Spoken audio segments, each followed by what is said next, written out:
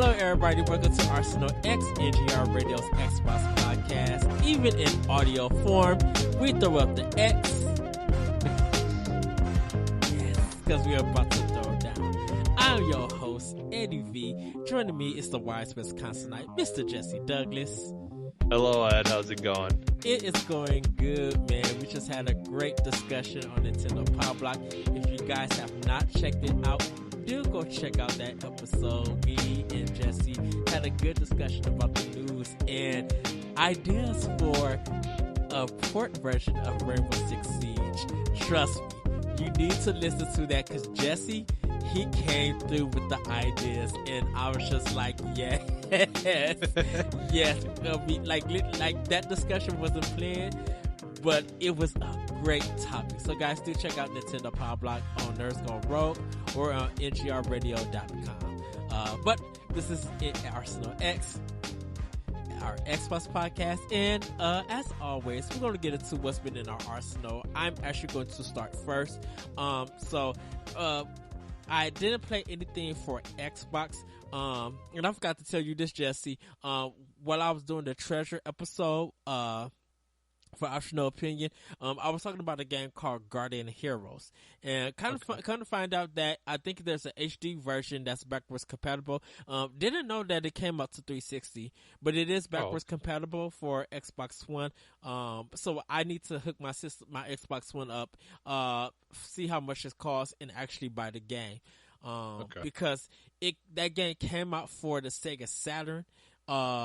And ever since I seen that game, I always wanted to play. It's a role playing beat 'em up game where you go to different paths and stuff. I don't know. Have you heard of Dungeons and Dragons by Capcom? Yeah. Have you seen the arcade game? Yeah, it's kind of in that realm where you could go to different areas and stuff when you complete it and level up your character. So I'm going to check that on Xbox One. I'm also thinking of, I have Mafia 3 for PS4, but I also got it for Xbox One, and I think I'm gonna play it on. I might end up playing it on both systems, but I think I'm gonna return that to Xbox One and let that be my Xbox One game that I want to report on. But for Switch, I've been playing definitely Octopath Traveler. Getting ready to hop back into Breath of the Wild. Did play some Ikaruga, just like really love that game, having fun. Actually played that with the Pro Controller. And I've been playing Octopath Traveler also with the Pro Controller, and I think I'm gonna be trying to play some more games with the Pro Controller. It's not that I don't like the Joy-Cons or anything. I normally, when I take my Switch on the go, I do all of my gaming on the Joy-Con.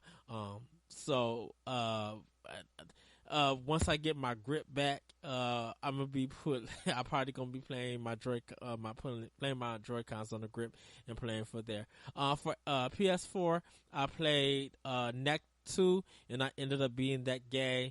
And also also started Detroit Become Human, and really am enjoying that game. I got a blog on NGRradio.com called The Fascination of Free Will. Detroit Become Human inspired me to write that. So guys, check it out if you want to read it. And Moose, if you're listening to this, I will be hopping back into Horizon Zero Dawn. He wants me to get the platinum, cause I didn't get the platinum in Ratchet and Clank. I still got to go back and finish that whole game, and try to get the platinum in there. But he wants me to get the platinum Horizon Zero Dawn. So maybe later on this month or next month, I'm gonna be working on that. I do still have my secret project, but you guys probably know what it is by now. But I have actually settled on a theme for it, and I also have a special person doing the epilogue. Can't tell you who it is just yet. You guys will have to check it out when it goes live in September. But I will be getting guests and stuff ready for that. I will be getting blogs and stuff ready for that also. And I cannot wait to have the discussions with a lot of my special guests on there, because This one, this one is going to be so fun and so good, like I did the others. But I think this one is going to be very in depth. Where I'm going with this theme for this project. So, like I said, you guys will be able to see it on ngrradio.com in September. I haven't given out the official release date on when all of that will be going live, but I'm still in the preparation stages on getting things together for that. But that's pretty much what's been in my arsenal. Unfortunately, I didn't get back to Darksiders 2 on my Wii U, but I plan to do that when I get a chance. I might be jumping back between Switch and Wii U for a good while. But I mean, hopefully next week I will have something for Xbox One, and because I'm off a lot this week from work, so I am going to try to spend some time doing Captain Spirit. I think, is that it? Captain Spirit. Yep, Captain Spirit. Yeah, about to say Captain Planet, but that's for something else. That's another discussion for another podcast. He's our hero. Right. Gonna take pollution down to zero. Oh my goodness, can't believe you remember that. I loved that show. I used to watch it all the time. SWAT Cats was my thing. I love SWAT Cats. When TBS used to show cartoons. Yeah. It used to show. Look, it used to come on. I don't know if it came around yours at the same time around you, but it was like on Sundays. I think around like 4 or 5 o'clock on TBS. Yeah. Sunday. Well, yeah. Well, I think Captain Planet was at a different time, but yeah, that was during the weekdays. I think I want to say a lot of that was the after school cartoon. Yeah, like in that after school cartoon things, because they tried to have a lot of that, like Magic School Bus and things like that. I think after school. Yeah, because I think TBS had Secret Squirrel. I didn't really watch that, but I do know what you're talking about. I kind of vaguely remember it. It would have that, and then it would go into SWAT Cats, because I think yeah. But that's another discussion for another podcast. I'm going to be on another podcast talking about that. But actually, everybody, yes, that's an optional opinion plug once again. I talked to Johnny and Deuce and Happy Opera with Johnny and Deuce, and we actually cover cartoons from the 80s and from the 90s. So you might do some research. It is on SoundCloud. Check out that episode, that 2-part episode, because we talk about cartoons and movies, and we had a great discussion. I love that discussion.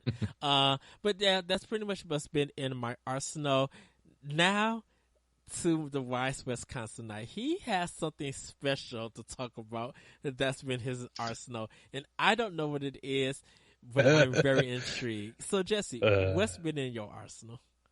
All right, so first off, I just want to start out like I'm hopefully going to start trying to stream stuff on my own personal Twitch thing every once in a while. And so like if you're interested, my Twitch handle for right now, I do want to kind of change it to what my Xbox Live name is, and kind of I'll try to keep all that stuff similar, so then I can be found on that everywhere. But for right now, it's sub_Hume, HUM_ANS, and again, it's together. It says Subhumans. It's a punk band that I like a lot. That's the way that they do the lettering on their for their band. Actually, it is an underscore for each thing. So so it's broken, or it's not an underscore. It's in like the brackets or whatever. But yeah. Anyway, so that's what it is on Twitch. You can find me on there if you want to watch stuff. And so then that will go into what I've been playing recently. I got back into some Forza Horizon 3. And the other day I just thought, what the heck, I'll just stream while I'm playing. And I think it started off with me turning, like, I had this El Camino style, the car, half truck. Uh-huh. And it was all black, and I was making decals to turn it into a Bullet Bill. So it's got the little white arms on the side, and then the mouth with the teeth, and then the eyes, so I turned my black Alchemino into a bullet bill. and so and so and so I was just driving it around, just causing chaos and like smashing into things. And at one point I held the camera. Uh-huh. I held the camera so it was just showing the side of my car.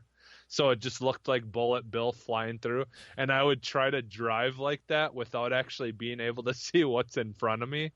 Just like, so it was like driving side scrolling, like in a Mario game. And That's so, amazing. yeah, so I was just doing stuff like that. And I like what I've been trying to do is I've been trying to, like, you like in that game you get like there's certain songs that come on that will double your times thing that you get for making, like doing stunts, and like you can combine different things and try to get your trick meter all the way up.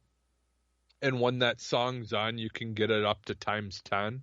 Yeah. And so the other day I finally was able to, I wanted to try to get over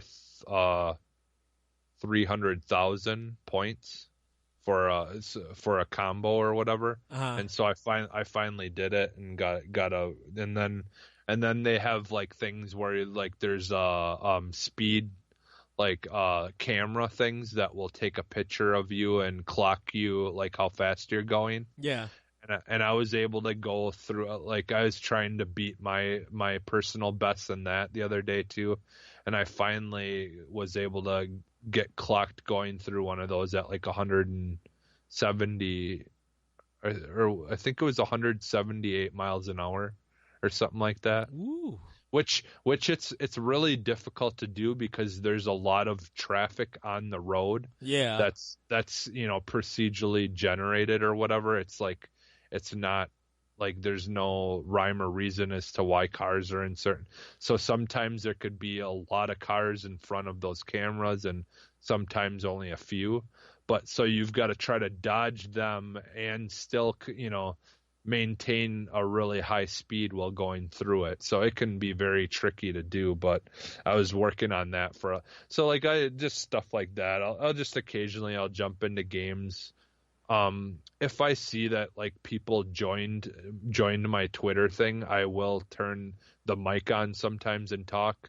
But a lot of the times I usually will just like try to do something like just more for entertainment for people to watch. Yeah. And like I do try to watch if people are joining. I will try to pull up the chat thing on my phone or something just in case if someone's in the chat. And try to pay attention. But for the most part, I don't really have intentions of doing a whole lot, like when I do it, unless people join. Like if there are people in the room, I will try to interact with people. I need to. I like you asked. We should co-op Forza 3 because I have it, and I'm just like, and now I was just looking at it, just like, you know what? Yeah, let me jump in with when you have time. Probably when I see you online to be like, oh, he's playing Forza. I'm just like, hey, you want to chat about this? Want to act foolish, or do you want to twitch this? Let's do it. Yeah. Yeah, well, you said you had off this week a little bit, so yeah, like there's a possibility of it happening during the week this week because not, I guess not this week, but next week that would be actually well we can figure something out if it works out. We could try to do that for sure. You know how to message me. Just be like, Ed, you want to play something? Like, let's do this. Yeah, I know one day I probably won't do it this week. I might go back to Chicago this week. Okay. But I don't know. It's not guaranteed or set in stone yet. So yeah. God, I love. I want to go back to Chicago again, too. Like, cause I just love going to the different like museum places and stuff that they have there. Yeah, I'm going to, and we're going to get back into the show. I know Charlie from Secret Friends Unite. I think him and Ty are going to be in the city. I think I'm going to try to go this year because I normally don't have to be at work until like 4 on a Saturday. So I think I'm going to try to go there, meet up with them, kick it, and then probably leave around like 2 to get back here so I could change clothes and get ready for work. So I'm going to see if I can get. I'm probably going to put some money to the side to be like, look, I need to go see these guys because I don't know if I need to buy tickets early in advance or if I could buy tickets there when I get in. When I get there. Well, I think you can do either. But yeah, and especially with this being the last year for Comic-Con, the Wizard World thing there, like, yeah, this would definitely be the year to go because from what I understand, it might not be there anymore. So, okay. But yeah, because I do actually plan on going as well. Hopefully, I gotta talk to my wife about that tomorrow and try to see if that will work out. So we can meet up then too. So. Yeah, because I'm planning on going that Saturday. Okay. Yeah, because we usually go on Saturdays. I think we usually go Saturday. Yeah. Yeah. So I gotta see too exactly what their plan is, because my friend Robert and sometimes his dad usually brings us, so then none of us have to drive. But I think the last year we went and my friend's fiance, she drove, so. Okay.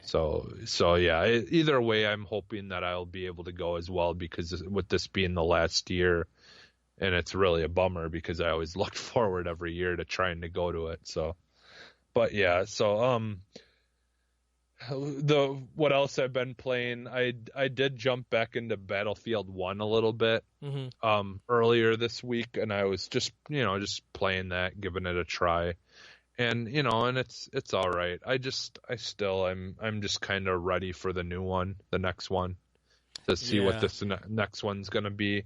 I just Battlefield 1 wasn't a bad game. It did a lot of really cool things, but we're so spoiled with like all the attachments and things, and the more modern style games like that Battlefield game is just so bare bones because of the time period that it takes place. So it was kind of boring in a lot of ways for me. I actually, before we started recording the shows, I've been wanting to get back into Battlefield Hardline and play some online. So I actually did go in and play a match or two of that today. And then I actually finished Captain Spirit today. So because I started it yesterday. Or well, no, actually I started it like a week or so ago. But then I finally got back into it yesterday and got a good chunk more into it, and then I finally beat it today. But I'm gonna just warn you right now. There's one thing, like, in that game. There was a bunch of like objectives that you had to try to 100% the game, and I've found that there's certain things, if you make choices at certain periods of time, there'll be certain secrets or things that you can find that you won't be able to find later because you did something in a different sequence. So like there were certain things that I feel like I wasn't able to do that and the only reason I know this is because one of the things in there, I don't know how you're supposed to figure out the, like, with it's not really giving anything away, but there, like, there's a phone in your house that has a password. In order to be able to get into it, you have to know the password. And I, for the life of me, do not know how you're supposed to figure the password out. Like, I checked and rechecked everything like multiple times. And like, I put in so many dates and addresses and birthdays and like these days. And then I had to look it up. I could not figure it out. I looked it up and it turns out like everyone's like, yeah, I don't know how you're supposed to come up with this date or this password. So it's like everyone's saying the same thing, that like we don't know how people are coming up with that password just playing it on their own, because like the password didn't make any sense, like where they were getting it from. So I still don't know. Maybe there is some explanation. I might have to look into that I and wonder if see it's where. connected to the first Life is Strange. Yeah, I don't know. Yeah, I guess it's possible that something like that could be. But I finished it, and yeah, like for a little like a little small kind of demo game, it was pretty good. Like I enjoyed it. I'm definitely looking forward more now after playing that to the second one, because I've never played the first one, so Mm-hmm. I didn't really know too much about it. I didn't really know if it was going to be something that I would be interested in, and now after playing this, I think I might have to go back eventually and play that first one, and because it does tie in to this Captain Spirit thing. Like as you're reading things and finding things throughout your house, there's hints to the first game. So I I guess. I think they said it's available for $4 on Xbox One, $4 or $8. Oh, Um, the first one. yeah. So it Okay. might be over by the time this episode comes, but probably after the podcast, if you want to go check, you Yeah, can. go check it out. Yeah, I should. So yeah, I finished that, and then the thing that Ed doesn't know about. So I went on against all my best judgments. I went on the Xbox the sales thing, and I bought a little game called Resident Evil 4. Yes, No. No, yes. I played it and I instantly remembered why I hated that game. That game has such bad controls. Like seriously, like like that game should be played on a. It feels like the only way to play that game is to play it on a Nintendo 64 controller. Well, it was. I think because it had the GameCube control design in it. Playing it Okay. with the GameCube controller made it easier. Okay. Um, and so it being adapted to all these other consoles, the control design might be different. Because I even got Okay. Resident Evil 4, for like physical, but I Yeah. got like a used copy for Xbox Okay. One. Well, so yeah, but it just is so like the controls are just way too tanky. Like because I don't like that you can't like nowadays in games, like when you press left or right on your analog on your left analog stick, your character will turn and go that way, like that you're going. But with this one, you've got to make them turn around kind of Mm-hmm. and then start going forward in that direction. So it's way too hard. It's because when it came to GameCube, don't forget GameCube didn't have analog. Yeah. The Well, yellow they stick. had that little yellow, Yeah. yellow So analog stick. it doesn't control like Gears of War or anything. Because Yeah. Yeah. that might be why you don't like the controls, because you're trying to Yeah. play it as Gears or play it as a third person action game, and it's Yeah. not so much as that. Or over Well, the and shoulder, I should say. well, yeah. Well, see, that's the thing is like if they would have just kept the fixed camera like style like the original ones, Yeah. I think it would have been a lot better, because like it just it like as much as people dislike that style at times, just like moving to 4, like in my opinion 4 makes a statement as to why maybe that fixed camera style wasn't so bad. Because I just it's just really hard to get into and enjoy it. Like it's just way too tanky, and like I don't like how if you're even just slightly looking the wrong way when you go to aim down your gun, my character will look way off to the other side. And, and then by the time you move your character, slowly move your gun over to shoot the people coming at you, they're already stabbing you with stuff. It's just so bad. You know what? Is that when you get to the town?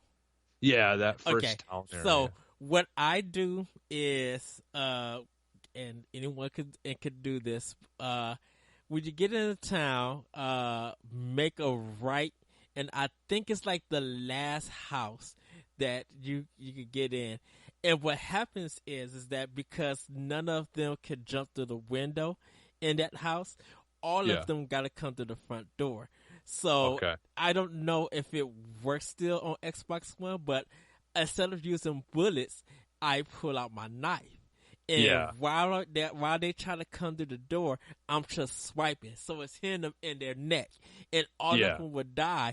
And like if none of them attack you, you just keep swiping. You keep swiping just at their neck until the cutscene happens. And you haven't used no bullets or anything.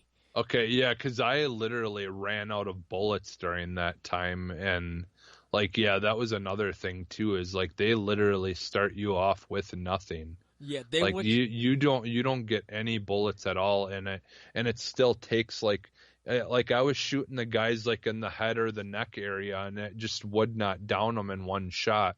Like it was still taking 3 or 2 shots. Because I don't know if you could run to the bell tower house and go up all the way to the bell tower just yet. Because if you go to all the houses on the left, you're going to encounter the chainsaw. Okay. All right.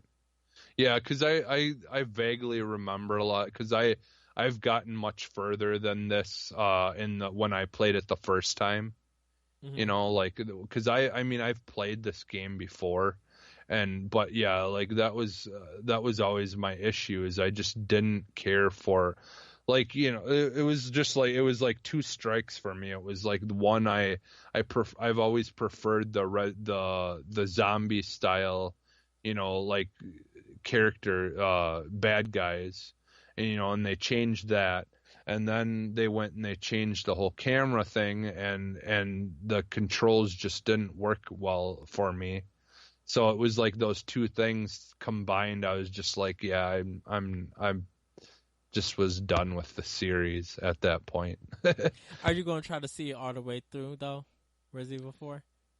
I don't know. I can't make any promises, because I really am not enjoying it. Do you want me to join along? Like when you play it, I'll play it on Xbox. Because I already beat the game. Yeah, honestly, if anything, I would rather watch someone play through it. I say continue to go for it until you feel like you need to give up. But I say try to see it all the way, because I think like pretty much like if you do see it all the way through and you beat it, if you decide to go through the game again, once you get like the unlimited rockets and you upgrade your guns and stuff, it literally becomes easy, and you'll be flying through the game and you'll know what to do, so it's not that scary, and the tank controls won't even matter anymore. Yeah, I don't know. Like I said, I'm not gonna make any promises. I mean, you already got it for cheap. You might as well play it all the way through. Yeah, because I got it. It was like you could get the whole entire collection. Was it 4, 5, and 6 for I think $28 on the Xbox sale, but they were $8 a piece for individually. I just got 4, as I know a lot of people didn't like 5. Well, I didn't like it. I didn't like any of them, but I like, as far as like the people who did like 4, like some people didn't like 5 because they just didn't think it was a very good game. And then I don't know a whole lot about 6, to be honest, but because my issue is I have 8. Or I have 7 yet, and the furthest I've gotten with that game is installing it, and so I'd rather go and start that instead of playing 4, because I just like I said, I just didn't enjoy it, and I couldn't get into it. I don't even know if because at least with like Sleeping Dogs, like it started off kind of like I just didn't really like it, but then it gradually got much better. Mm-hmm. And I just with it's the main problem for me is those controls. If the controls were a little bit more fluid, it would be a fun game to play, but I just don't like how the controls were set up in that game at all. And I don't think that's going to change at all. So I say stick with it. mm. If you want me to join, I'll pop the game in. Of course, it's not co-op, but I'll pop the game in and get on the headset with you, and we could chit chat and get through it together. We could do this, Jesse. Shoot, look. I know I could do it, but the problem is I don't want to. Wait, is that all that's been in your arsenal? That's basically it. Okay. But yeah, I thought that would be funny because I like every time recently that would come up, I'm like, oh, that game's trash. I'm not gonna play it. Now we just need to get Corey to play it. So, well, everybody, we're gonna get into some Arsenal news. I just got some quick ones because we want to keep the show going on too long. Update. This is actually an update. Battlefield versus Grand Operation Mode. Battlefield 5's Grand Operation Mode will be available at launch after all. I don't know why I say versus. So I'm going to do the original story first, and then I'm going to give the update that, and all our news for Arsenal X is coming from, Game Informer, so you guys could check it out on their website. Grand Operations, the mode that EA used to announce Battlefield 5, will not be available in the game when it's released in October. The publisher revealed that detail in a new post highlighting the mode, which is an expanded version of the operations mode introduced in Battlefield 1. They state, Grand Operation is the ultimate multiplayer experience designed to seamlessly showcase the maps and modes in Battlefield 5, EA says. Each Grand Operation presents a powerful narrative experience inspired by historical events. Shortly after launch, you will be able to take part in the first Grand Operation.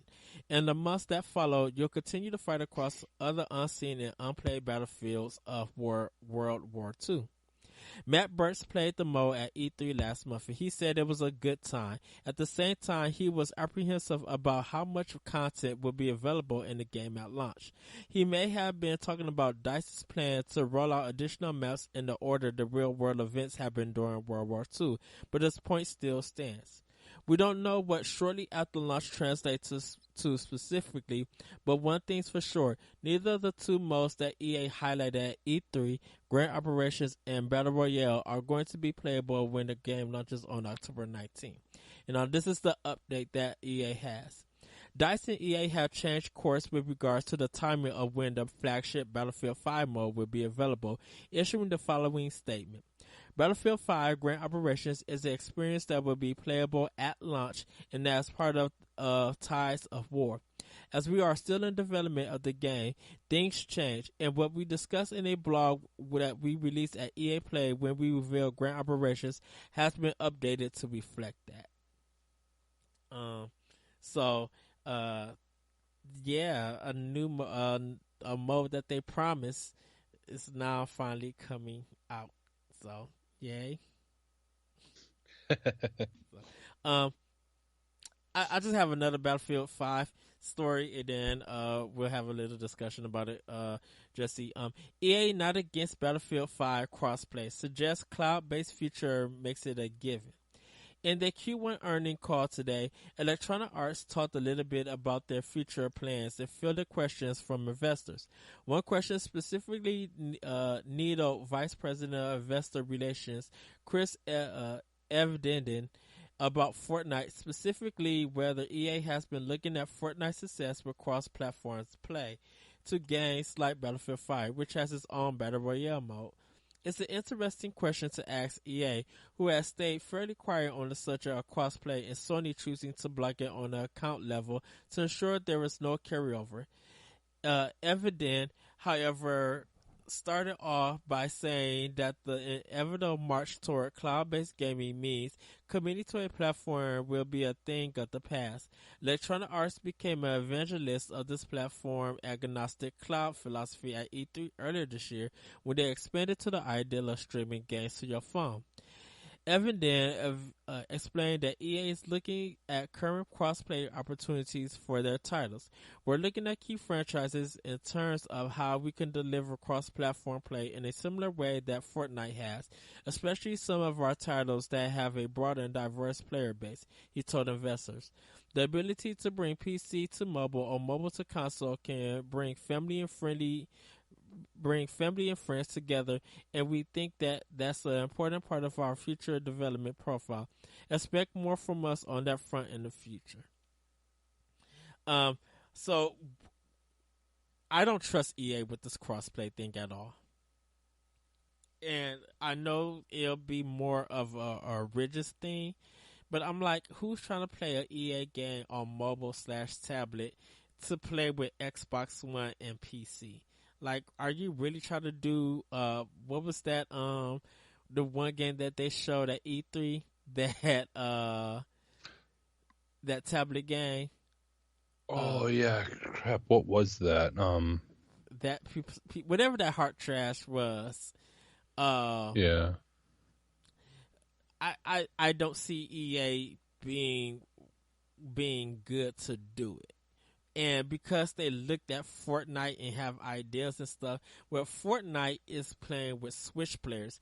EA is not doing much for Nintendo. So yeah, see, that's the thing. They would have to start bringing stuff to Switch for it to even be something even worth thinking about. Right. Because I mean, because I feel like you would have, to me personally, it feels like you have to have a Origins account. Like, I feel like they're going to link it to something that you got to have this in order to do it. Because if you're a PC player, of course, you're going to have Origins. If you are playing it on Xbox, whatever I think Origins or whatever their thing is, EA Play or EA Access or whatever for Xbox One, you gotta have that for crossplay. I feel like EA is going to attach to something, and to me personally, that's not worth it at all. No, I don't think they're gonna make you have to do a paid service in order to get it. I think it will just be like kind of what you have to do with Epic and stuff, where you just got to log into your account, like your EA account, and just like what you have to do with some of the other games too, like I'm trying to think of what games right now. Because I'm like, what family game do they gonna have? What, Madden, FIFA? Because that's all you're gonna do is gonna get like crossplay with PC gamers, I guess some mobile gamers, and you're probably going to get stuck with a whole bunch of adults and professionals. So if you're trying to go there to do like a family thing, it's the skill level is going to be different. Yeah. Right? Well, and if like the, cause aren't certain things, well, I guess maybe if the certain things that are missing from the Switch versions of like the FIFA and stuff like that aren't really cross-play, like multiplayer stuff anyways, then I guess that wouldn't really affect it. But yeah, I'm guessing that's more of what they're looking at, is they want people to be able to play like people who are playing on Xbox can play with people who are on Switch playing like FIFA and stuff like that. But EA is not going to put a lot of their sports games or really any of their big franchises on Switch. So to me personally, it's not worth for them to do crossplay because it doesn't offer enough. Like I said, I feel like they're gonna attach it to something that EA Origins Access, whatever the plan that they have for PC, that you pay for. I think that's gonna be. It's just gonna not gonna feel right. And I feel like if you're not going to give a lot of your titles to Nintendo or Switch, regardless of graphics or anything, if they're not willing to do that, there is no reason to be doing crossplay because just from Xbox to PC, I feel like that's fine, but that's not really crossplay. Like I feel like you got to have more options to be offered to make it crossplay. Mm-hmm. You know, Yeah, yeah, I agree. So, like, if moving forward they plan on putting more of their games on Switch, like I said, then that's fine. But I still disagree. I don't think that they're gonna. I think they're smart enough to know that they're not gonna get away with locking that behind some kind of paid service because they're already trying to do damage control for the stuff that's been happening with the Star Wars game and stuff like that.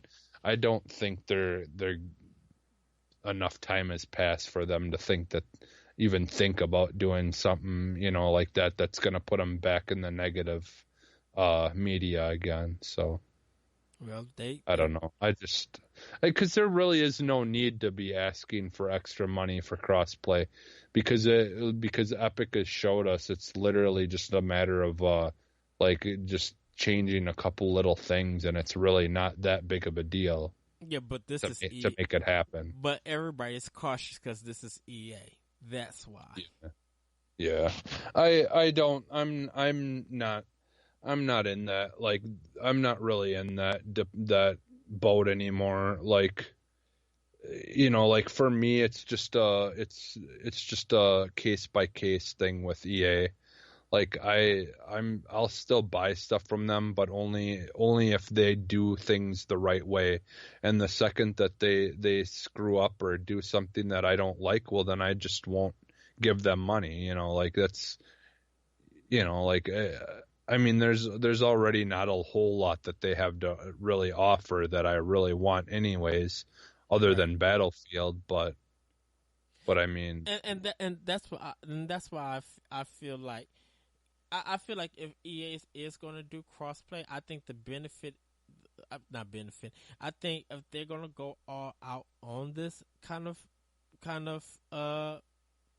mode to play with other people, I'm like, you're going to have to include Switch.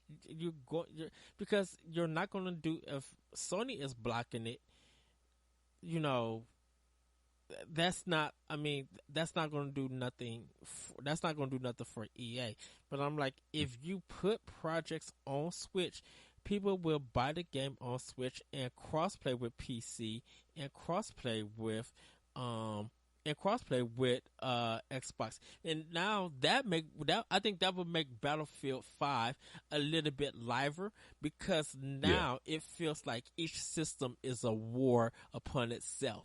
So now everybody has an army, and it feels like World War II or something. I think you would just be able to get more by including Nintendo in this. I'd be really curious to see if that would be possible for them to put the Battlefield game on Switch.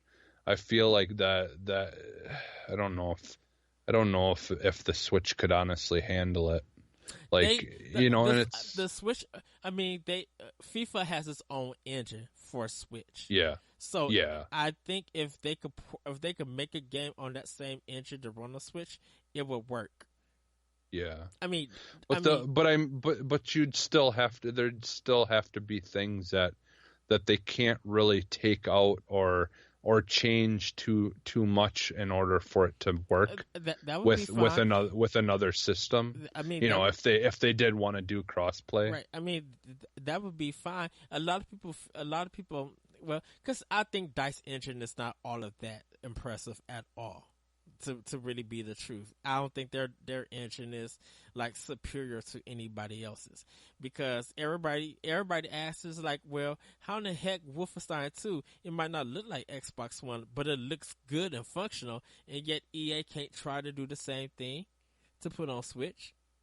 I think people will feel like EA is going to cheat Nintendo out on some things graphically and just trying to get the game running. So it's going to feel like EA is not going to try hard or anything.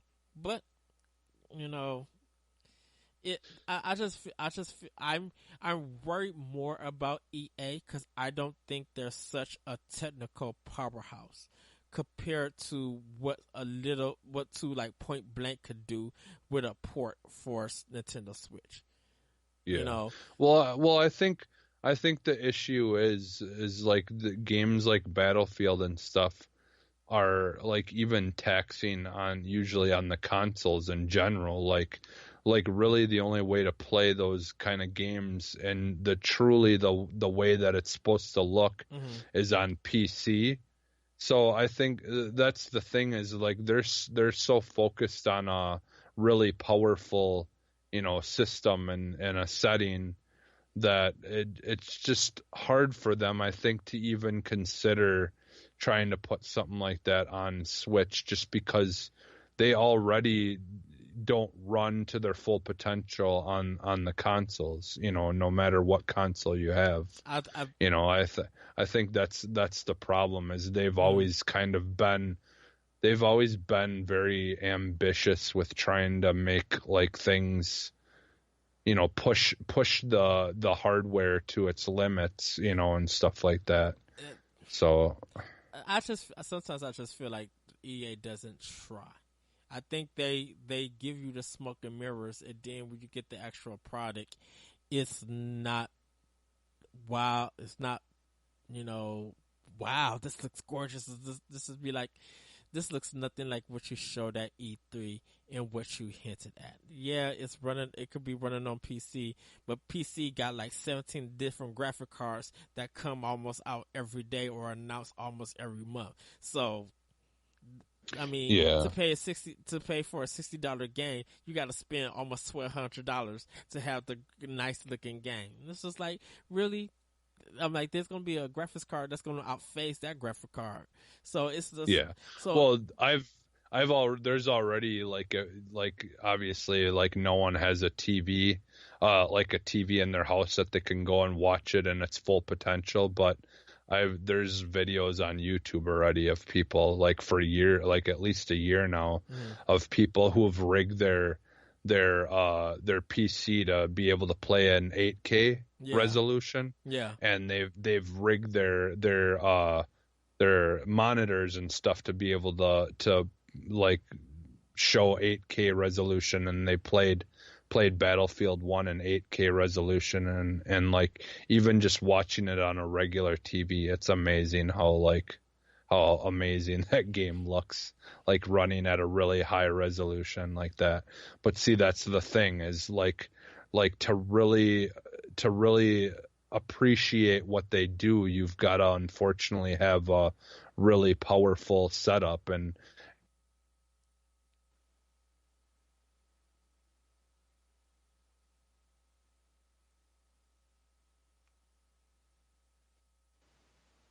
like an Xbox One or anything, but like I'd imagine it looks a little bit better than what I've played it at. But mm, again, it's one of those things where unfortunately their games are built to really be appreciated on a PC, unfortunately. So like that, I think that's the thing is they don't really build things around consoles with consoles in mind so much. So yeah.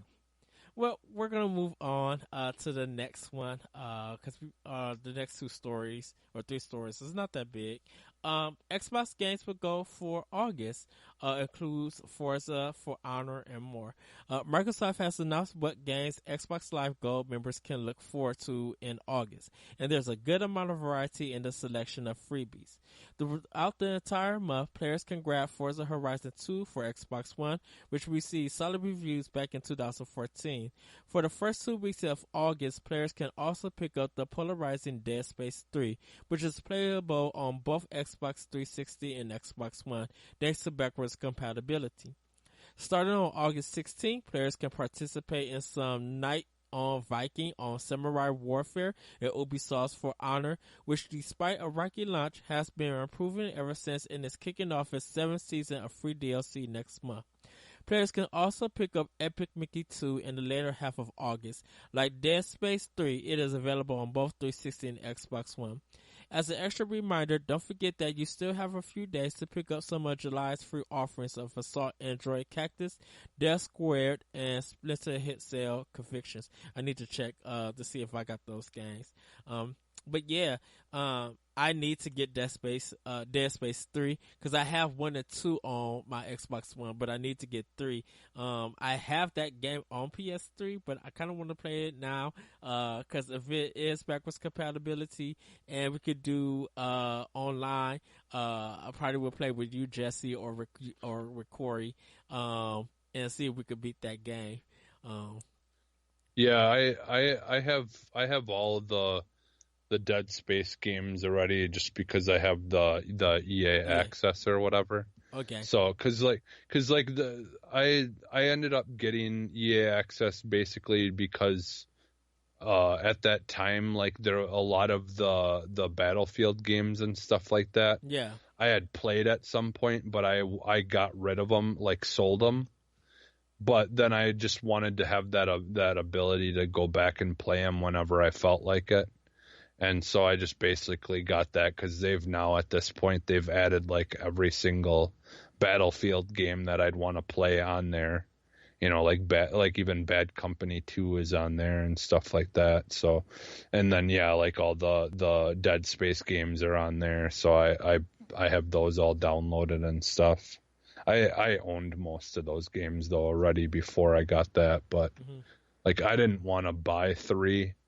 So I just was like, okay, well, I can get that through this too. So, but yeah, I was just one quick question. Do you know, did Epic Mickey get an actual Xbox One version of it? No. Or is it? It's okay. So it's a 3. Okay, it's a yeah, that's it's just playable on Xbox One. So if you still have Xbox Live on 360. Where games will go is free on there also. So, okay. because Epic Mickey was, I think, like 2009. That was like during the Wii days and stuff. So yeah, that was pretty early. Yeah, that was pretty early, I think, and it is Epic Mickey too. So, yeah. So it's kind of entertaining. But I know me and you, Corey, talked about we're probably going to pick up all 4 games. Because For Honor, I would love to try. I mean, that's smart that Ubisoft is doing it for free for Xbox. Because I think now people could go to the game, get the free DLC, and then if they want more stuff, they could just buy the DLC or buy the game if they want to. Yeah. We're going to move on to the next story. Xbox adapter controllers accessibility starts with the packaging. From day one, Microsoft has stated that its new adapter controller was being designed with feedback and input from disabled gamers. In a new preview today, the company showed that every element, even the packaging, is created with accessibility in mind. You guys can go on YouTube or on their Twitter page and take a look at the unboxing video. In a detailed post on this blog, Microsoft detailed how it rethought packaging to make sure players of all levels of ability will be able to retrieve the controller. This stipulation meant that many of the typical packing methods, including twist ties, plastic wrap, and anything that requires scissors, were out of the question. Instead, the box is made with a series of loops connected to sealing tape that, when pulled, cause the packaging to neatly follow open. It can even be opened exclusively using your mouth. Microsoft says that feedback from the disabled gaming community made them realize steps that require complexities like tearing with teeth could be prohibitively difficult to some. We previously heard what the community thought about the controller itself. It's great that something as silly as packaging won't stop anyone from being able to experience it. The Xbox adapter controller released in September for $99.99. And the packaging thing video is really cool. I was just like, all right, Microsoft, You slick little devils. Y'all trying to be like Nintendo. This is y'all Nintendo Labo version. But the packaging is smooth. It's really cool, and I'm glad that Microsoft thought outside and thought of the disabled gamers on how it opens for people to get access to. It's really nice. I haven't seen it, but I'm like my first thought right away is like, how could you make it easy to open? Mm-hmm. Is like, have you ever had boxes where they have the little string that you pull the string and then it kind of cuts the box open for you, and then you just basically pull the flaps and then whatever is in comes out? Yeah. I'm guessing, did they do something like that, or? Nope, no strings No. or anything. Oh, okay. Everything, because that would be super easy too, to use just a string. There's something to make the tape pull open, and once you pull open the tape, it starts unfolding itself. And every time you like pull something or you move something, there's different parts in it that comes loose and that comes open. So just check the video. It's like, I'll watch it. It's probably like, by the way that it looks, it might take like 30 to 40 seconds to open up everything, because there's just so many different parts on it.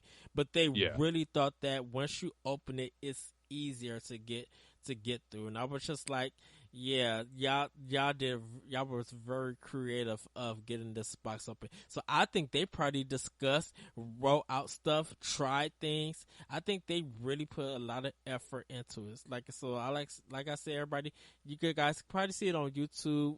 Check out the Twitter page. It's really, really cool. Or go to Game Informer, click on the story about it, and you can watch the video there. But we're going to get into our last story before we get into our last part of the show, our Arsenal Exchange. Silent Hill HD Collection and Silent Hill Homecoming is now backwards compatible on Xbox One. Although Silent Hills will never see the light of day, fans of the dormant series can now revisit a few of its early titles on Xbox One. The Silent Hill HD Collection, which includes the second and third games, and Silent Hill Homecoming are both now backwards compatible. The Silent Hill HD Collection is notoriously janky res. It was developed from incomplete code, and we didn't particularly enjoy Homecoming either. That being said, the series is undoubtedly a part of gaming history. It's better it exists in some format than not at all. Dude, that Silent Hill HD Collection was a mess. The Silent Hill community was upset. Yeah, I remember there being kind of a bit of a uproar about it, and people were pretty upset. It truly is sad that with what we're seeing them do with, seeing Capcom do with Resident Evil now, you just can't help but, like, if you're a Silent Hill fan, just daydreaming of how cool it would be to be getting the, really good remakes of those games, much similar to like what Resident Evil is doing. Cause it really is a shame, because those like that Silent Hill and Resident Evil are like the quintessential like horror, games, from back in the day. Like those are the two, that people most talk about as far as when it comes to that horror, franchise during that time. And yeah, it's really a bummer that people that love the Silent Hill games aren't going to ever get anything like that, probably. Yeah. You know what? We literally need to watch the Silent Hill movie. Yeah, the Silent Hill. Yeah, I like that movie. It's so good. I liked it. The second one wasn't bad. I actually did a commentary for Optional Opinion, like a 1 minute commentary, and I was just like, "What is this nonsense?" But it was quite interesting. Yeah. I liked them both. I mean, the first one was good. They, they were what they were. They like in comparison to other movies that are based off of games, I don't Hmm. think they were as bad compared to a lot of the other stuff. Like Yeah, I just watched today, I just watched Tomb Raider. the Tomb Raider, and that was such a good Yeah, I movie. That was such a good movie based off of a it game. I it think that's my really favorite. it really didn't get no press. That it came to like video. Yeah. Like I was checking Target to be like, okay, when is this movie coming out? And then people was talking about, they were watching Tomb Raider and stuff. I'm like, okay, it might be on video on demand.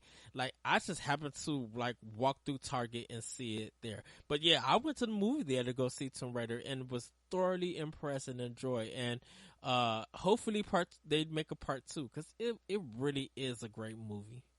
Yeah, I like well what happened is today, I think it was today I got I I'm signed up for the Red Box uh the where you get Like a free movie or something. text messages. Oh, Yeah.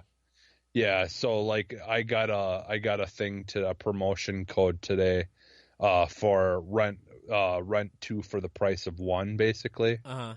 And so I ended up renting that because I've been wanting to see it, and then I had rented the new Jumanji movie because I've been wanting to see that. So I'm after we're done, that's probably what I'll end up doing is watching that, but the Jumanji movie. But yeah, it was like a perfect opportunity for me to be able to rent both movies for super cheap. So They said the Jumanji movie was good.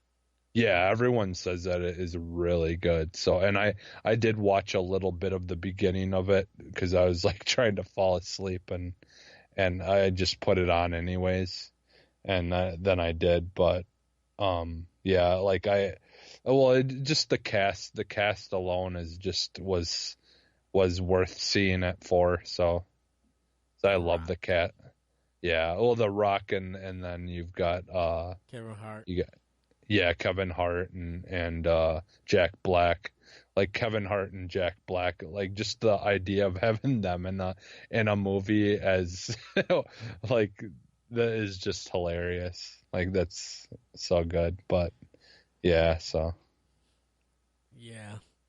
So yeah, go check that out. Yeah, because I know we still got to do Turtles 4, but we can't do that until our boss man returns back. yeah, Hopefully he will yeah, be back soon. And we will watch that movie. Um, before we get into the other two Teenage Mutant Ninja Turtle movies, the Michael Bay ones, and then I think we'll go from there. I need to get the list together, because I know you have some suggestions to yeah. watch, and I know Corey has some, and I everybody. know. Did you read my? Did you read? We're about to get into our snack exchange real quick. Did you read my comment about I kind of want to do a crossover with Secret Friends Unite? That Todd and Charlie come on and watch Punisher Warzone with me, and then Oh, I go on Secret Friends Unite and watch whatever show that they want, like we do comic. I I think I must have missed. I must have missed that. I remember you talking. Maybe I did see it. I just don't remember because I remember you talking about doing something else. Maybe that was it. I just forgot. I don't. But yeah, that would be pretty interesting to I do a love. crossover thing like that with them. I love Punisher Warzone, and I think that's the best Marvel movie ever that I have seen. I don't know that I got to watch. I'm trying to think if I watched that one or not because yeah, I was a really big fan of even though they weren't that great. I did like the Punisher movies, Yeah, but this is the one with Punisher being on the chandelier. When he goes into the mansion and does all that shooting and stuff, it's so it's so good. I love it. Like it looks really really good. I love that movie. that was the last one they made, right? Yeah, Yeah, I don't know if I did. I think I seen part of it, but I didn't ever finish it finish it. because I don't remember why I seen part of it even. I don't know You where I probably wish it was on watched. TV or something, or you was at a friend's house Yeah, playing. I don't remember, but yeah, I know I seen part of it, but just the beginning of it. But Oh, well, let's get into our final part, our Arsenal exchange. Now, do you think exclusives pay off? What does it take for it to work? And reason why we might have already had this conversation about exclusive, but I kind of want to talk about exclusive as in DLC content, where um if something is exclusive to that system first before anybody else gets it, do you think it really pays off? Um, Definitely when we look at Destiny 2 or pretty much anything Activision related, a lot of that goes to, um, like really goes to, goes to Sony PlayStation. We're getting for us as Xbox owners, we're getting Battlefield 5. I think early we're getting the Fallout 76, like that beta early, before it goes to PlayStation and stuff. Do you think these exclusives are really pay off? Um, and like, kind of, what would you like to see? Pretty much that's exclusive to Xbox first. That will really make you be like, this was worth it.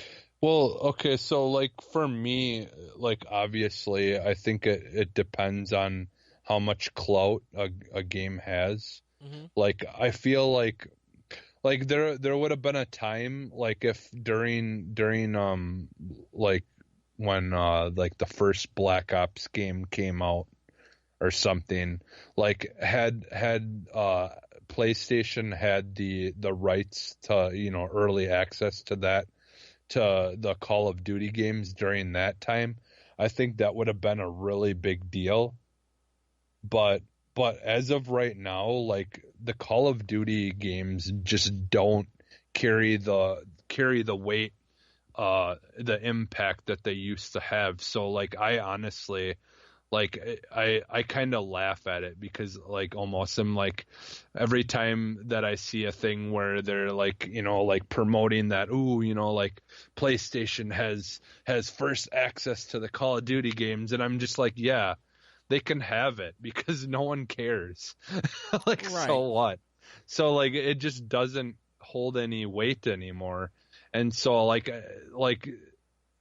had it been in a different time period, it would have been a big deal for them to have that. But like right now, it just doesn't carry the weight that And it used to. and I So and I think Call of Duty 4 don't even have any. I don't even think there's anything exclusive. I think besides maybe the beta, it's probably exclusive to PlayStation 4 first before Xbox One. yeah, But yeah, like in game wise, like you got everybody on any console has to pay $40 to get the rest of the whole game, to get a complete edition. yeah, yeah. Like yeah. I think you get to play it maybe a week early or something. Maybe I don't know. I know there's some kind of thing that they get first, and then of course they'll always get the expansions and stuff like that first. Things like that. When new Mm-hmm. maps come out, they'll always be available for PlayStation first, and then like a week or so later, then or more, then Xbox will get it. But again, it's not really that big of a deal like anymore. I feel like like just using that game as an example. But I think like in general with this, like that ultimately is what makes or breaks whether a game being exclusive, timed exclusive, or having things first.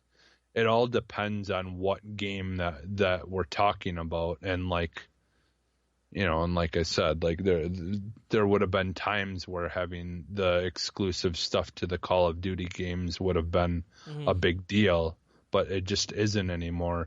And part of me thinks that's why Xbox just didn't really fight to try to keep that, because the Call of Duty was kind of on a decline, and they're just like, yeah, here you go. Here you go, Sony. You can have her sloppy seconds. Well, I think Activision. Once Activision saw the numbers that PlayStation 4 was doing, Yeah. and the opinions and critiques Xbox was getting before Xbox One came out, I think they were just like, we gotta go where the money is going at. So they switched their whole plan and went with Sony, because I think if Xbox One was a big hit sales wise over PlayStation 4, I think Activision would have stayed with Xbox. But because there was a shift, they decided to go with PlayStation 4. Now, surprisingly, I think Destiny didn't knock it out the ballpark, and their DLC exclusivity didn't do nothing for them.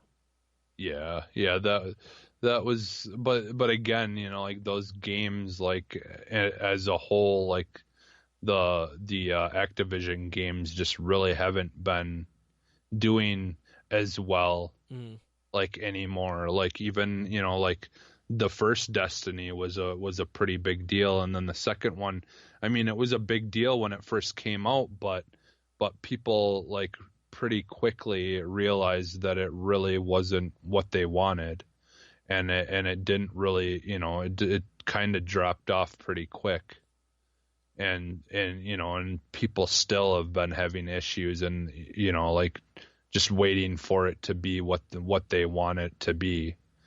And so, like, again, like people don't really, I don't think PlayStation or Xbox players really care if they're not getting the Destiny 2 stuff exclusively or whatever. Heck, I don't think PlayStation owners care about it. Yeah, well, that too. But I mean, like there's always though that thing that when like someone is, like super hardcore about a system, like they'll be like they'll be excited about something like that just because it's PlayStation. It doesn't matter that the game sucks. They're just, it's just something more for them to rub in people's faces. So it's just, I think a lot of the time some of that hype about things like exclusives, even for either console, can be fabricated, excitement just because, they just want to rub something in people's face. Because we've seen that with the 360, where there was a lot of times where people, would get overly excited and try to rub it in Sony's faces and stuff like that. And so I don't know. That's why I just like what I like, and I don't really pay too much attention. Like I do want Microsoft to get their act together and get some new exclusive games out, because they are lacking in that department. Well, I think more of exclusive DLC. I'm not so much worried about exclusive games at this moment. Well, like one of the things that I'm kind of mad about that's kind of been I think came up in the news recently, is Remedy kind of put Microsoft on blast a little bit recently, because Microsoft still owns the rights to Quantum Break and to Alan Wake. Yeah. And they're not making those games, not because they don't want to, but because Microsoft doesn't want to, and they own the rights to it. And that kind of pisses me off that Microsoft could be telling them to go ahead and make an Alan Wake 2, which a lot of people who played the first one have been wanting for a long time. But I think the thing about it is that with that, if it's always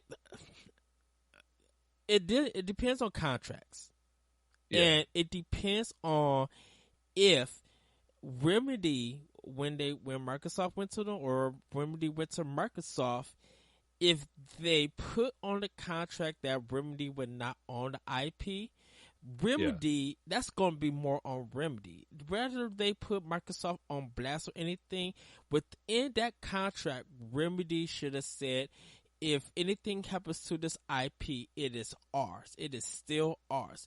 We want to publish this game exclusively only on your system and get the funding. But if anything happens, whether it sells or not, we still own the rights to that IP.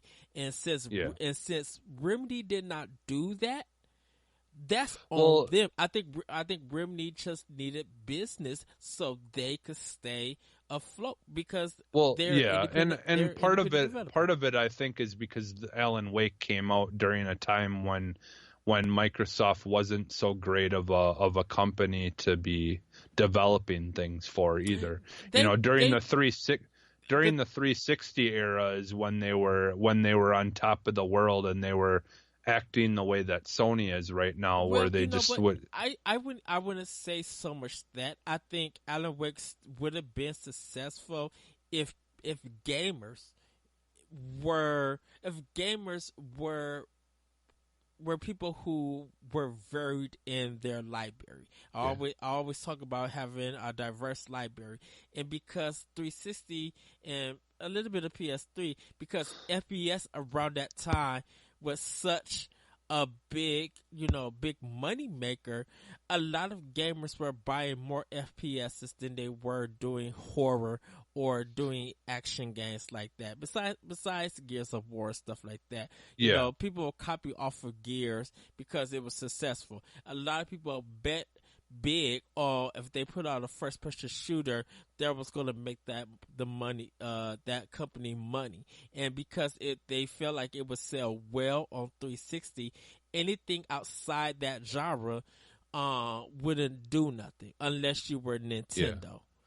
Well, and I'm not even really talking about how well it sold. I'm just saying during that time is when Microsoft didn't really care too much about the developers, what they, their wants and things like that, and they just kind of did business and weren't now.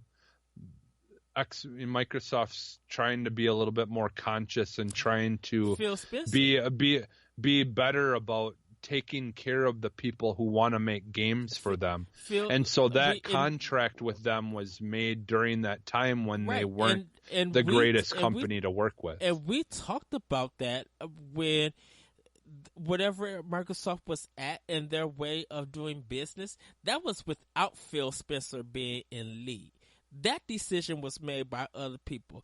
Once Phil Spencer came and all that other stuff started happening and Phil Spencer started thinking about gamers and changing the business, I think the mindset of how Microsoft did exclusive stuff would have changed. I think if Phil Spencer was part of the 360 brand, like he was head of it, and Alan Wake would have came out, I think at that time he would have allowed Remedy still to do Alan Wake 2 or do something like that. I don't think Phil Spencer would have gave up on that game. If gamers, and that's kind of why I say if have been a diverse gamer, because I think if a lot of people went up and bought Alan Wake, I think Alan Wake 2 would have came. People would have went and bought Quantum Break. There would have been a Quantum Break 2. The thing about it is gamers. The two gamers because there's two different games and two different generations. Those gamers that's in the 360 generations, and I'm stereotyping for this, generalizing, were heavy on FPS. The people with Quantum Break with some gamers was because they had a dislike for Microsoft of what they did in the past, and because PlayStation 4 was high in numbers in the systems, they felt like the way to be a gamer amongst your friends and stuff was to have a PlayStation 4. And if you own the Xbox, you were seen in a various way, opinionated way and stuff, and being made fun of. So I think that kind of hurt Remedy in a sense. it didn't so much hurt Microsoft. Microsoft got made fun of, but it hurt Remedy and realistically. And I think gamers don't sometimes see that Microsoft was just a publisher. The real people who hurt in this whole thing was Remedy. And I think if people would go back and play a lot of Remedy games or picked up a copy and actually realize how good Remedy makes games, I think their games are phenomenal. Right. I think that opinion would change. People, I think we'll see what they do with Control. Because that is come to Xbox One and PS4. We'll see how that goes and everything. I just feel like when the gamers sometimes blame a publisher, before they blame the developer, or sometimes they blame both. Because I'm guilty of doing that. I have blamed publishers. I have blamed developers. I called out Sony for a lot of stuff, and I still continue to call them out on a lot of things. I'll call out Rockstar, and they're a well-known developer for a lot of things. I call them out on a whole bunch of stuff, but at least I go and do pick up that game, and because I feel like the people who came together to work on this game really worked hard to create something to enjoy. They really wanted to express a story and this art form and everything. And I didn't own the 360 because of the tech. But I do have Alan Wake. I have the 360 version because it's backwards compatible, and I own Quantum. I bought Quantum Break like 2 weeks after it came out. I just didn't have the money at the time when it came out, and I have it. And I played a little bit, but I can't wait to play that game full through. I played Max Payne 3. That is one of Rockstar's best games ever because Remedy worked on it. Yeah. Like, Max Payne 3 is Rockstar's best game over anything that Rockstar themselves ever created. And when I seen Control, I'm so excited to see, play that game. I'm going to get it on Xbox One over PS4 because I own most of Remedy's games on PS. Max Payne 3 is an exception because I had a PS3 when it came out. But I want to have that game with the rest of my Remedy collection on Xbox One. But it's just still a bummer though that maybe it'll change. I'm hoping maybe kind of like Phil Spencer did with the guys who created the Max Curse of Brotherhood. Mm-hmm. Like he'll hopefully maybe someday he'll let them just have the rights to Alan Wake and stuff back, so then they can do stuff with it without having to wait for Microsoft to tell them that they can. Because right now that's their major issue with Microsoft is they've been wanting to make an Alan Wake 2, but they can't do anything about it until Microsoft says that we want you to make one. And so that's why Control is going to be multi-platform, is because they want to start having control of their IPs. So that's what I'm just mad at, is because, and I know there's a couple of examples of Microsoft recently letting companies like this have the rights back to their games that they made that were exclusive to Microsoft. Yeah. So I'm hoping that will change. If people need to go on Twitter and tweet at Microsoft or something. It's not even that. When these developers are getting to a contract with any company, you need to make the stipulation that we need to own the IP. I think that's why Nintendo, when they do their exclusives or they lend their title out to another Japanese developer and stuff, and they fund it, they're lending. They be like, we decide to choose you guys to make this game for us. Yeah. Nintendo doesn't own Bayonetta. They own Bayonetta. The only reason why they own Bayonetta 2 is because Nintendo paid for that development cost. If Platinum Games and Sega was funding Bayonetta 2 and was able to put that on three platforms, Nintendo would have nothing to say about that. But Yeah. because even with 1 million sales, Sega made that decision to not fund Platinum to get that game made. Nintendo did, and they're paying for that, and they're paying it for it again. So they own that exclusive game, because they paid the development. Microsoft, in a sense, is taking took that whole title and IP away from Remedy. If Remedy would have said, "This is ours, we just need you guys to fund it, and it's exclusive connected to your system," that would have been fine. If they decided to do an Alan Wake, 2, they could make an Alan Wake 2 because Microsoft is not funding it. If Remedy was funding it, then they could be like, okay, contractually wise, I'm sorry, PlayStation 2 owners, you cannot get Alan Wake 1 because that belongs on a Microsoft platform. Yeah, I guess I'm just hoping that either we do get an Alan Wake 2 and Microsoft does, give them the okay after this game, or something happens. I just want something to happen with that IP because it's unfortunately it's a really good game to build off of, and I just hope something gets done about it. They at E3 they have those new companies. All five of them, any five of them could take that game, could take that IP and do a sequel. I know, but I'd rather Remedy do it, though. That's the thing. I think at this time, I think sometimes companies, when they do licensing, or they move an IP to some other company or something, it's not always going to be the original creators. Because Sony owns God of War, but the God of War is actually David Jaffe's, or Jaffe, when he was at Santa Monica. So when he decided to leave Santa Monica, of course, Cory Barlog took over because he worked on that first game. That game, if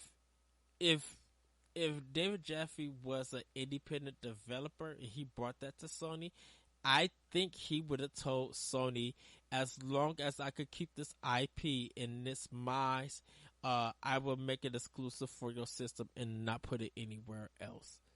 Yeah. But I think David Jaffe got in his head, and even though he was at Santa Monica, I think he gave up on the God of War series, and now it's more Cory Barlog's game. And David Jaffe just walked away from it. I'm like, you had a hit game, you had great design, you made not Sony millions, but you made Santa Monica who they were, and you walked away from that. Even though that's a different kind of exclusive, like gaming stuff is a different kind of exclusive. That's why when I asked this question, I was talking about more DLC, because we talked about game exclusives before. But you make a great point with Alan Wake and Quantum Break with Remedy. That's a great example. I just feel like with this one, I put more. I don't blame Microsoft and I don't blame Remedy. I blame the viewpoint and opinions of gamers by not supporting this. Yeah. And well, that's the thing, is I do feel like, like both sides made some choices that probably weren't the way that it should have gone about. But I do think that, unfortunately, when you're a new developer, or not new, but I mean, like when you're starting a new IP like that, and you just you want your game to get out there, and Microsoft was the one willing to throw money at them to get it done. You'll just do whatever, unfortunately, at that time. And so both of them are kind of to blame in many ways for for the outcome of it that we're dealing with now, but at the same time, it's just like if you're Microsoft and you have like barely any exclusives right now, it's kind of like you should have been looking to, instead of Control coming out, they could be making Alan Wake 2 that would have been exclusive But to see the thing, Xbox. with Microsoft in their position, no matter if they got 15,000 exclusives to their system, they got to get it right, and they got to get it to a point where people are not going to have that mindset of what they think of Microsoft and Xbox One. Yeah, They gotta not show fandom or anything, but they gotta show support. And a lot of people feel like if you buy something for Xbox, it feels like the PlayStation 4 or Sony, some of the Sony players going to automatically mock Microsoft regardless of what they do. yeah, And so that's why games are getting pushed back. That's why games are getting delayed, like Crackdown 3 and stuff. Um, at this point, Microsoft is just like, we want to make our games better. We're gonna make our product better because you know some people get mad at Microsoft when they delay the game, but not get mad at Sony for 15,000 delays. yeah, Nintendo, have a philosophy, has the philosophy, and Microsoft is learning more from Nintendo. Just like we will hold this game, delay it, apologize, and do whatever we have to do to get it back. We don't care about any kind of criticism at us. When it's yeah, ready, we will show you, and when we show you, hopefully you guys like what we got to show you, and you continue to talk about it, and it excites you. And Microsoft is trying to do that. You yeah. know, And I wonder too if it's maybe just part of the reason is maybe the Microsoft just isn't ready for Alan Wake 2, because maybe that's something that they've had in their mind, but it's something that they're more looking to wanting them maybe to make on the next console right. series, like something when they're the power, like they can, offer them some more powerful stuff and try to get it, like think about, because I think that's might be part of it too, is there like a lot of these companies like Remedy might be feeling neglected because they've just been spending so much time trying to do, like trying to reboot their whole entire company, Mm-hmm. and their gaming department is like needed so much attention and trying to fix a lot of things in house that they haven't really had too much time. And I mean that's kind of already been apparent with the fact that they are lacking and exclusive games, is they've had to put too much time into trying to fix their company before they can move forward. Well, that may be true. My thing is this, and this might seem offensive to some of the Sony players, and I'm sorry to say this, but now that you talked about God of War and narrative, go back and play Alan Wake. Go back and play Quantum Break. If you got a friend, or if it's on PC, or if there's a way that not Quantum Break, that's more of Xbox One. Go and play those games and look at their narrative. Because my thing has always been this: if you care about narrative in God of War, there has been other games that have done better or equal narrative for God of War. Why have you ignored that? Why does Yeah. it feel like you understand what narrative is because of God of War? And I would say that to any of the Xbox players who played God of War and said the same thing.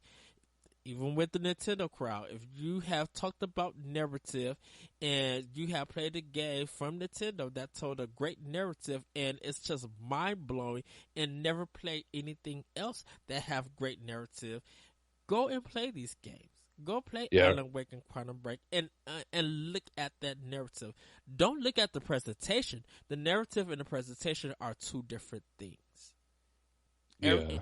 Presentation could always people are blown away still to this day on how Wind Waker HD look. that is different than what God of War is. God of War looks good in presentation. Their narrative is not strong. But if you feel like that it is strong enough that you're giving it high praise, go back and play Alan Wake and Quantum Break. Go play a Gears of War game. You feel like anything that you feel. Go play Hellblade. Go play Iconoclast. Stuff that really does narrative good. Go and play that stuff. Yeah. Iconoclast is not on Xbox, but Hellblade is on Xbox One. If you decided that you didn't want to play it on PS4 and you didn't want to play Nier Automata on PS4, those games are available on Xbox One. Play that for the narrative that they're trying to present to you. Yeah, which I have Hellblade. I still need to start that because I've really been wanting to dive into that game. So everybody, that is going to be the show. We want to know what you guys think about exclusive DLC. Yes, I know me and Jesse talked about the different exclusives, but I kind of want to hear what you guys think, or we want to hear, not me. We want to hear what you guys think of exclusive DLC. If you guys want to talk about exclusive games, also talk about it. Drop us a line. You can email us at arsenalxpodcast@gmail.com. You can also follow us on Twitter at arsenalxpodcast. You can check out our Facebook page at arsenalxpodcast. And guys can leave us a comment. If you like what we're doing, subscribe here on Nerds Gone Rogue on YouTube. And also check out more of our content on ngrradio.com. You can also watch our other Xbox shows or kind of multiplayer shows like Squad Goals, Royale with Cheese, Pod and Play, Trophy Hunters, B-Sides, Nerds Gone Platinum, Nintendo Power Block, Nerds Gone Rogue, our movie commentary of the Ninja Turtles. Go check out the first one. The second one is good. The third one, we just started talking about anything else. But the first one, we had such a good time starting it. It was so much fun. But we have a lot of content on there. Also, you guys could read a lot of our written content on ngrradio.com. Jesse, where can we find you at? You can find me on Twitter at PhantomMaggotAX. And also, I had planned on doing this like a while back. I just kind of have a plug for my sister, actually. Yeah, go ahead.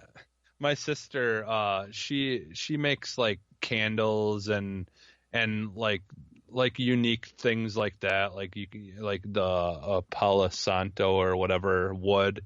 And like different kinds of things that she has on like an Etsy thing, and she does some really amazing like things with candles. Like what you can actually do is you can go on there and like you could say like I want a Gears of War or like a Metroid or themed candle.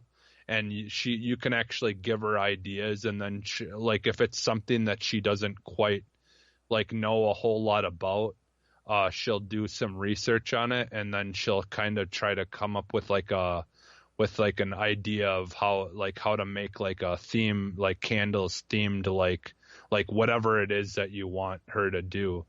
And her company, it's on Etsy. It's Third Eye Candle Company. It's Third Eye Candle and then CO dot. And her fiance is a amazing artist, and he does like tattoos and stuff like that. Yeah. And he created her logo for her company, and it's an amazing looking logo. It's really cool. But so like you can go on there. She like basically she does that to get just for extra money, because she's gone through a bunch of like health issues and things like that.